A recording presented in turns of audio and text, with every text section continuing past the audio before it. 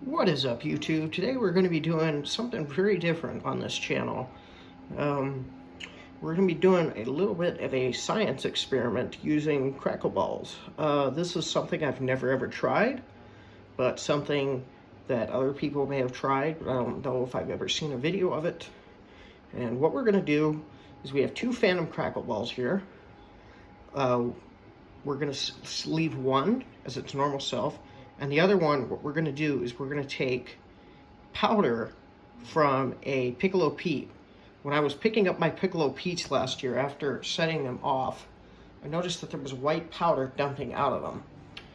So I saved a little bit of that powder. I'm not sure what the powder is, which is why I'm labeling this as a science experiment. For all I know, it's not even composition, and it could totally nerf the crackle ball.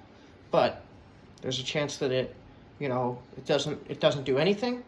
It could nerf the crackle ball. It could make it better. So we're gonna go ahead and try that. I saved this powder because, I thought that I'd try this experiment. So the first thing we're gonna do is we're gonna take one of these and we're gonna light it up the standard way, which is before we open it up. These are pretty easy to open, and attempt to modify it. Here's the beginning of our experiment. This is a standard Phantom Crackle Ball.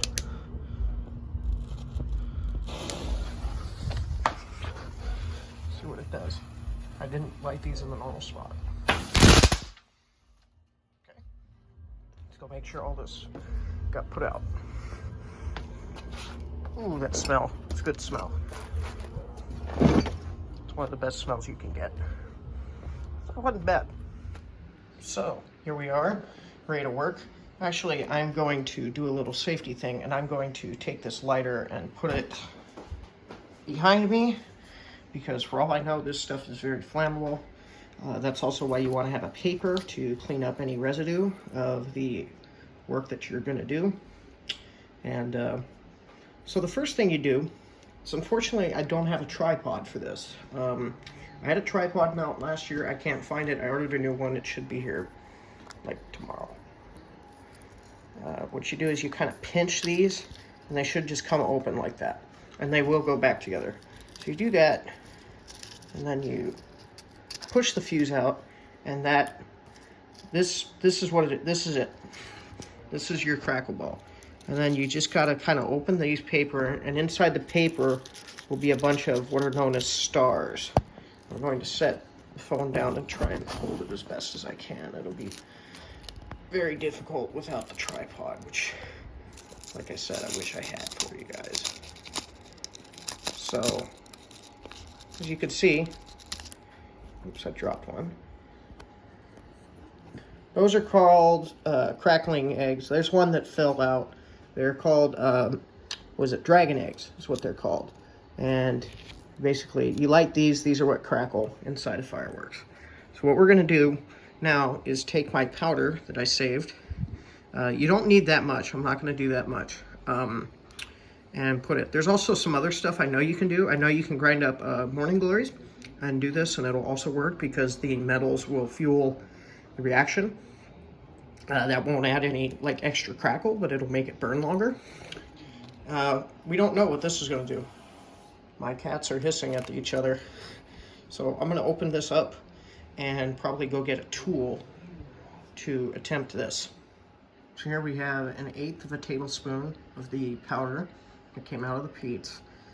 I'm not gonna put that much of this in there because you really do not need all that much, I'm sure. So we're just gonna kind of gently just try and dot a little bit of it in there. Sorry, I was out of frame. This stuff does get kind of stuck in the spoon, so we'll just tap it and gently put the powder in there. Okay, I think that's probably more than enough. And I will put this powder back in the bag, which always, when you're handling this stuff, always do it over a piece of paper so it's easy to clean up.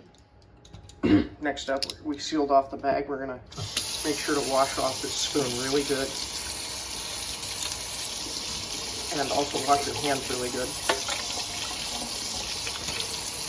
This stuff doesn't get into your food if you end up using that utensil for food, like I did later.